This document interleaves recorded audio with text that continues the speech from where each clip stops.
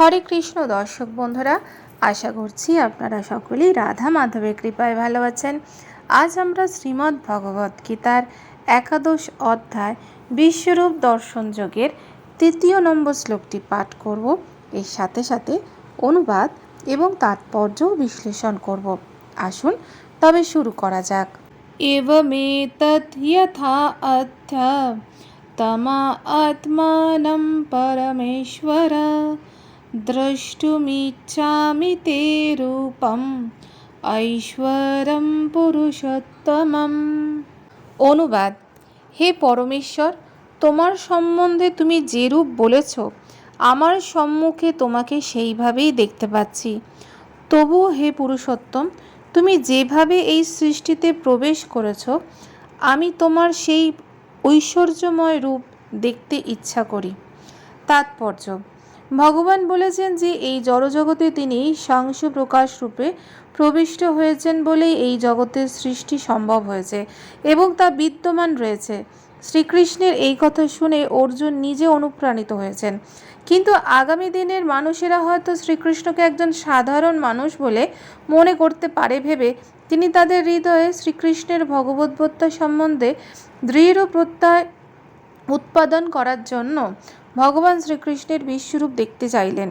তিনি দেখতে চাইলেন এই জগৎ থেকে সম্পূর্ণ পৃথক হওয়া সত্ত্বেও ভগবান শ্রীকৃষ্ণ কিভাবে এই জগতের অভ্যন্তর সমস্ত কর্ম পরিচালনা করছেন।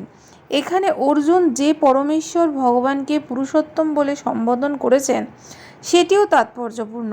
যেহেতু ভগবান শ্রীকৃষ্ণ পরমেশ্বর ভগবান, তাই তিনি অর্জুনের অন্তরেও বিরাজমান। সুতরাং অর্জুনের হৃদয়ে সমস্ত বাসনার কথা তিনি জানতেন এবং তিনি এটিও জানতেন যে তার বিশ্বরূপ দর্শন করার কোনো বিশেষ বাসনায় অর্জুনের ছিল না, কারণ শ্রীকৃষ্ণ রূপে তার নিত্য স্বরূপটি দর্শন করেই অর্জুন সম্পূর্ণরূপে তৃপ্তি ছিলেন। কিন্তু ভগবান বুঝতে পেরেছিলেন যে অন্যদের হৃদয় বিশ্বাস উৎপাদন করবার জন্যই অর্জুন তার বিশ্বরূপ দর্শন করতে চাইলেন।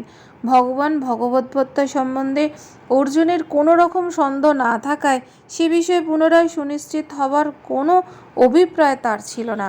ভগবান শ্রীকৃষ্ণ আরও জানতেন যে অর্জুন তার বিশ্বরূপ দর্শন করতে চাইলেন একটি মানদণ্ড প্রতিষ্ঠা করার জন্য, কারণ পরবর্তীকালে বহু ভণ্ড নিজেদের ভগবানের অবতার বলে প্রতিপন্ন করার চেষ্টা করবে।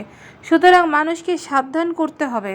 তাই যারা নিজেদের ভগবান বলে দাবি করবে তারা যেন সেই দাবির যথার্থতা মানুষের কাছে প্রতিপন্ন করবার জন্য বিশ্বরূপ দেখাতে প্রস্তুত থাকে। তাহলে দর্শক বন্ধুরা, এই ছিল আমাদের শ্রীমদ্ ভগবত গীতার 11 অধ্যায় বিশ্বরূপ দর্শন যোগে 3 নম্বর শ্লোকের তাৎপর্য।